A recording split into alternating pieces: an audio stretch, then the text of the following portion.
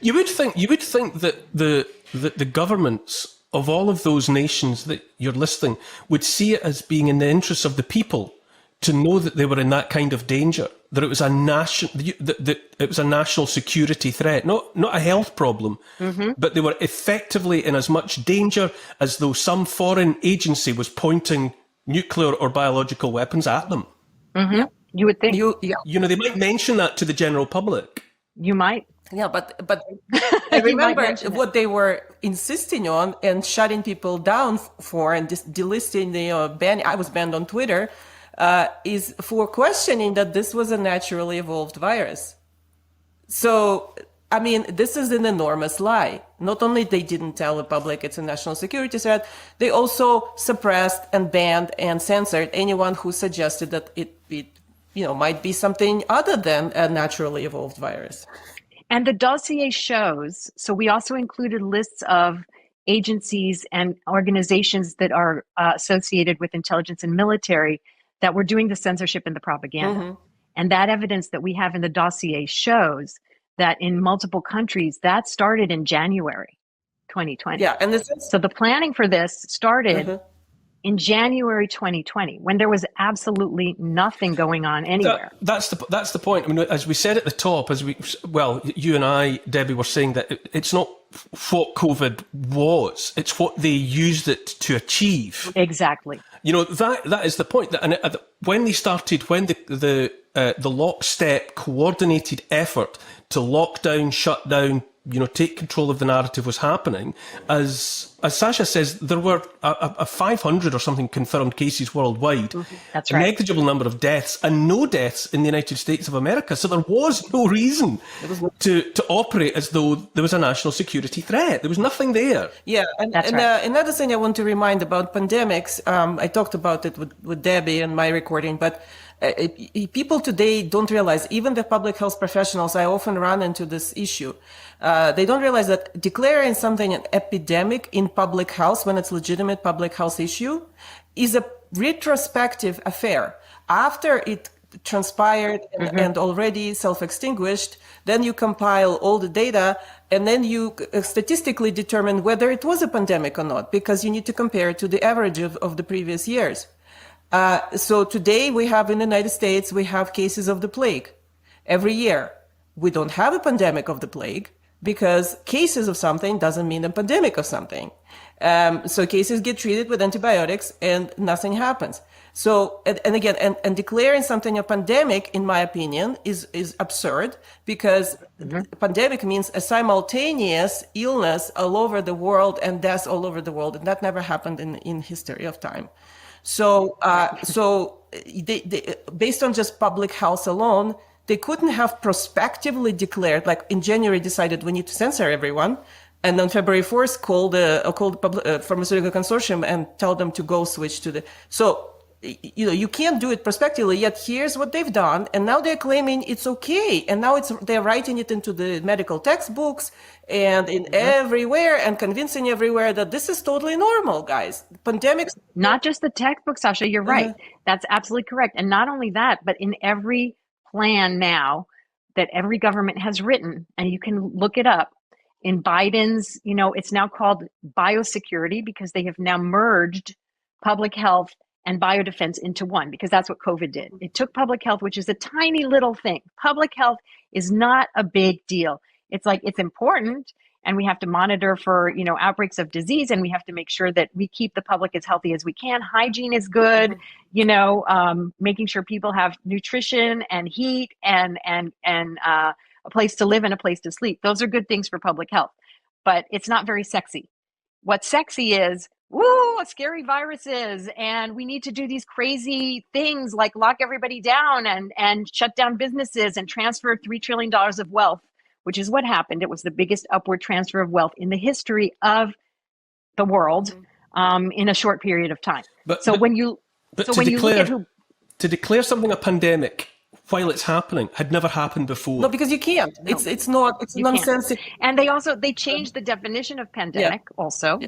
By the way, even if you were to do it retrospectively, it used to be that it would have to be something that killed a lot of people in a lot of places. It had to have killed a lot of people in a lot of places in order to retrospectively, like Sasha says, be declared a pandemic. That wasn't happening when they declared it a pandemic.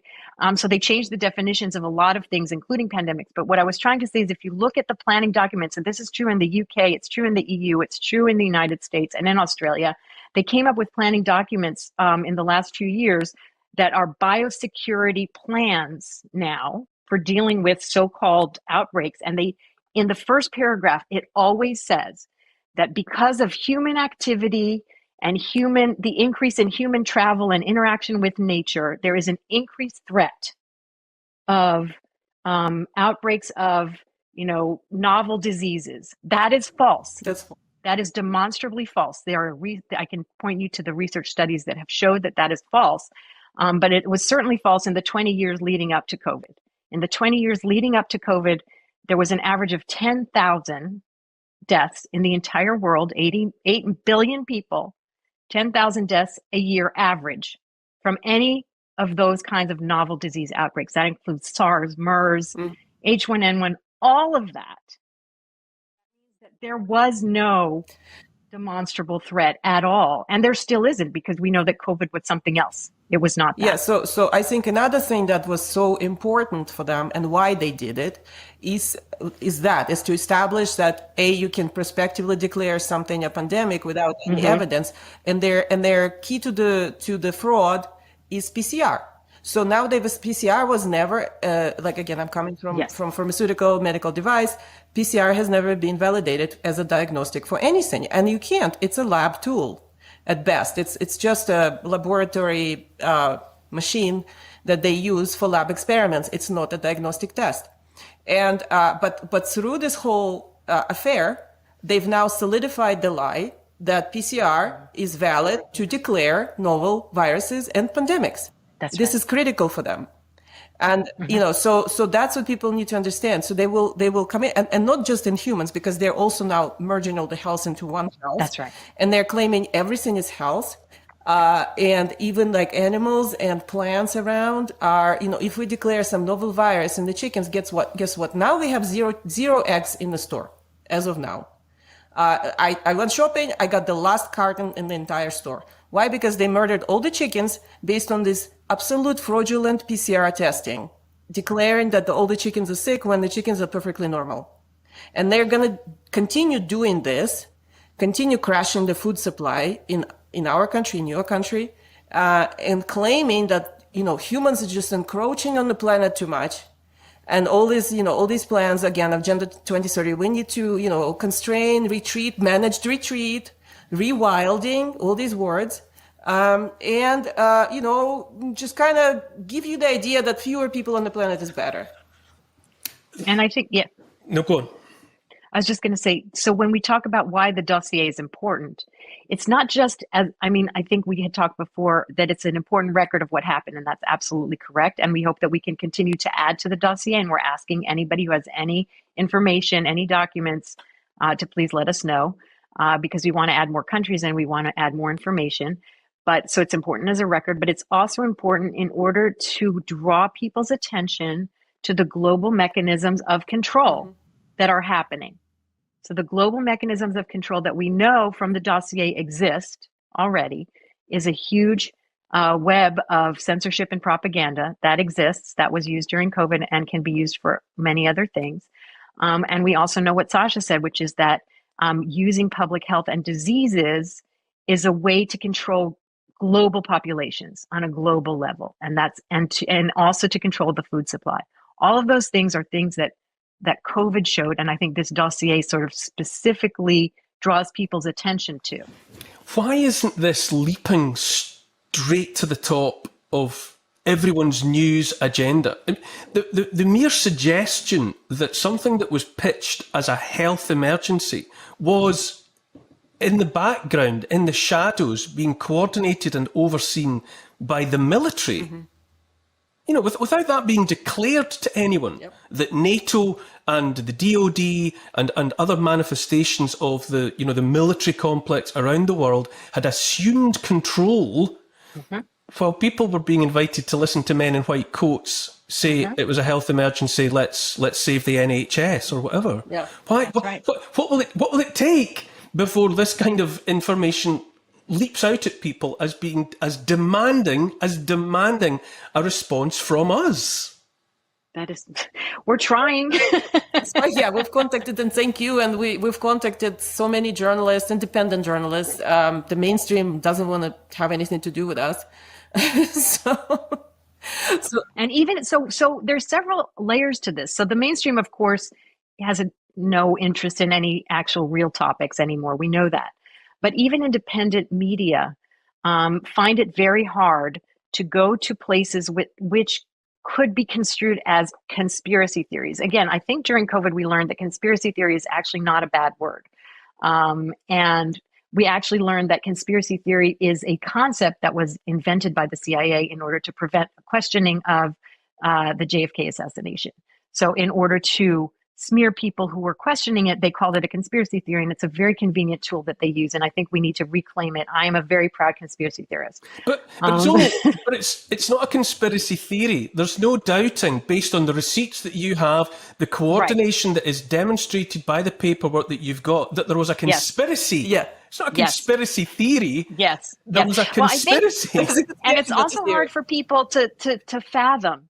It's hard for people to fathom because they always say that there's two things. One is people say, and Sasha, you and I talked about this, that, oh, well, the military, they can help coordinate. They have like these large networks where they can help coordinate the distribution of supplies, the distribution, so people somehow have been made comfortable a little bit with the thought that the military is this integral part of whatever national activities. And I think that's very disturbing. I think we have to shake them out of that. But I think that's one reason why when we just say, oh, the military was involved, people are like, yeah, sure, the military was involved. They have good distribution channels. What about the allegation that that Robert F. Kennedy Jr. has made or made some time ago, that the DOD went to AstraZeneca, Pfizer, Moderna, whoever, and spent money to acquire the right to put those labels on a product that was actually coming out of the DOD. Yes. Yeah. He's saying that those vaccines were not developed by Big Pharma. Yeah. That those, wherever they came from, it came from somewhere else, and that Big Pharma was paid to stick its labels and branding on those products. Yeah, this was part of my interview with RFK Jr. And we were discussing my findings about contracts. So when I looked into contracts of all these DoD operations, that's what we were discussing in the interview, and that's what we later provided him another dossier of this. So the way this was done. Ostensibly, they're saying HHS partnered with DoD, although actually Debbie Lerman figured out why they partnered together. They partnered together to overcome their own respective limitations, which was legal limitations. Yeah, legal limitations established by Congress of what they can and cannot do. So to overcome those limitations, they combined their forces, HHS and DoD, to mass order medical products and vaccines that were going to be distributed to the civilian population and they would be under these EUA countermeasure frameworks, which absolves them of all regulatory requirements.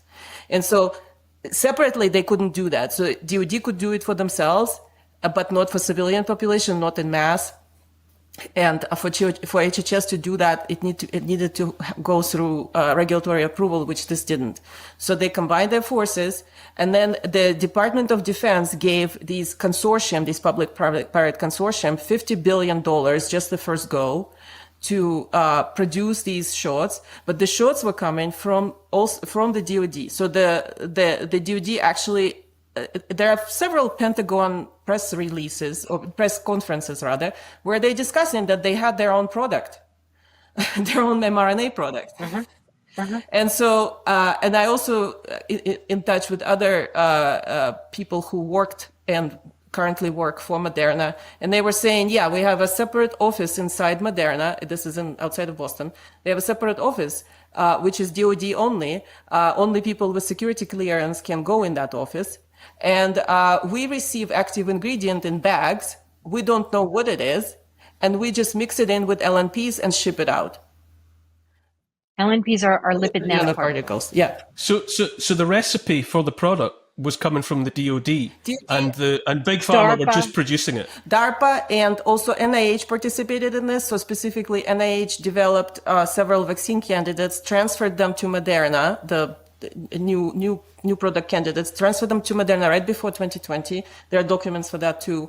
And then, as part of the R&D, I also discussed this with RFK Jr., as part of the R&D program, which was very poorly done, but still there were some studies being done, NIH ran several studies, several critical studies for Moderna.